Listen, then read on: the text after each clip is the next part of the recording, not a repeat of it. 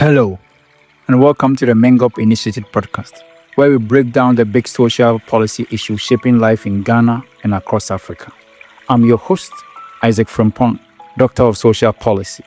If you are new here, this is where we make complex issues simple, relatable, and worth your time. In this episode, we are diving into something personal, cultural, and often emotional, the BlackTax. Have you ever felt like every step you take forward comes with a family bill attached? Let's talk about it. Otore is one many Africans know too well. He was the first in his family to finish secondary school. He went to teacher training college, and while still living on a small training allowance, he sent money home to support his nephew's education. Later, when he moved abroad, with his sister's help, he sent money home again, this time to help his brother's wife start a small business. Years later, when he asked how the business was doing, she said, "I give part of the money to your brother as a loan and use the rest to feed the family." If you are smiling right now or sighing, it's because you know this story too well. Across Ghana, Nigeria, Kenya, and almost every African home, is the same pattern. We call it BlackTax, family tax, or even lineage tax. Whatever is the same truth. If you've made it, even just little, you owe someone who hasn't. Now, let's be clear. BlackTax isn't a law. It's not written in any constitution. But it might as well be, because in our culture, it's as binding as one.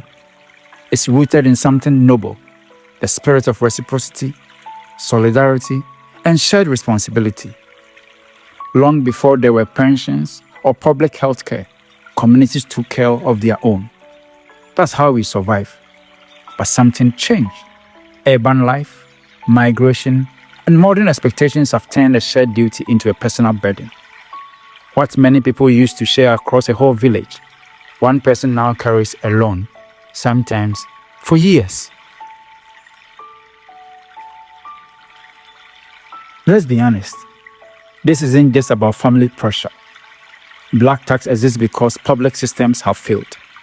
When governments don't provide the basics, education, healthcare, jobs, and pensions, families have to step in.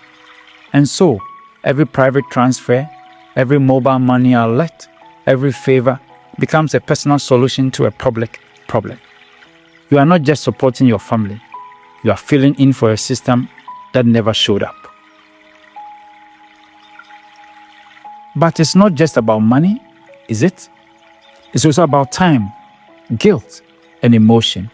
You're expected to attend every funeral, every wedding, and every naming ceremony. You're expected to pay fees, help with rent, buy medicine, or just send something small. And when you say no, there is silence. Or worse, guilt. Have you forgotten where you come from? God will bless you if you help. Love starts to sound like pressure. And that pressure is us up, until many of us are running on empty. The truth is, the BlackTax isn't going away, but it can evolve. We need to set boundaries, support where you can, but not at the expense of your own growth. Encourage self-reliance. Help should lead to independence, not dependence.